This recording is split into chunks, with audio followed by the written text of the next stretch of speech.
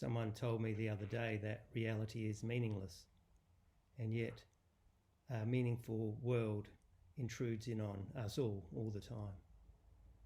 Hi, I'm Warren, the rector here at St Columba's. Glad you could join me for my message of the day. Someone told me the other day that reality is meaningless. They were being brutally honest, and they said that the meaning they found, and when push come to shove, the meaning they would defend, is made up. They have come to that meaning themselves, and they put an overlay of that meaning over the top of the world, a meaningless world. And the best he could say is that his meaning had practical value. That's why he followed those values and found that meaningful. He agreed that his meaning was made up still though, but it was practical. And he couldn't tell me why his meaning should be preferred over anyone else's other than the practicality of it. And the trite answer that everyone should just mind their own business within their own little set of meanings doesn't wash. I pointed out that his personal meaning will eventually clash with other people's personal meanings. And then what? Thinking on his feet, he then thought that meanings could be preferred for the mutual benefit they provide to all of us. So the more benefit, the more that meaning should be, that value should be preferred.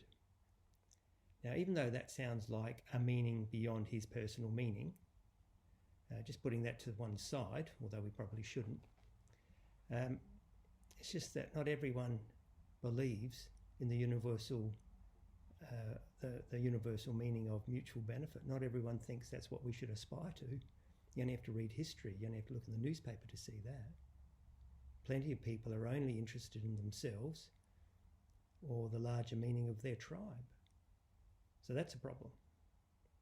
So then I asked him what he does to renew the meaning in his life. So we all experience this. It all falls apart at some point. We're struggling to hold it all together. How does all this fit together in my life? So when he discovers that he's gone astray, or that life isn't working out as he thought it should according to the meaning he finds in it, what then? He didn't know. He thought he might cast around for some new meaning to add or change what he previously thought. So then I asked how he might choose those new and supplementary meanings. He could see the problem. Why choose this meaning or value over another? I didn't ask him why it is that if reality is meaningless, the statement that it is meaningless makes any sense at all. I mean, that's another question. Why does it make any sense to say that it's meaningless? Shouldn't he just not care? Exactly. A consistent belief in a meaningless reality goes round and round in circles. It's no basis for a civilization to flourish and in which to find its renewal when required. And meaninglessness tends toward corruption, socially, on a societal level and personally. When I look out at the world and let it intrude into my life as it is, I'm not immersed in meaninglessness. There is an excess, not a drought of meaning. It's why I could never persist in atheism when I tried it. It doesn't make enough sense for me.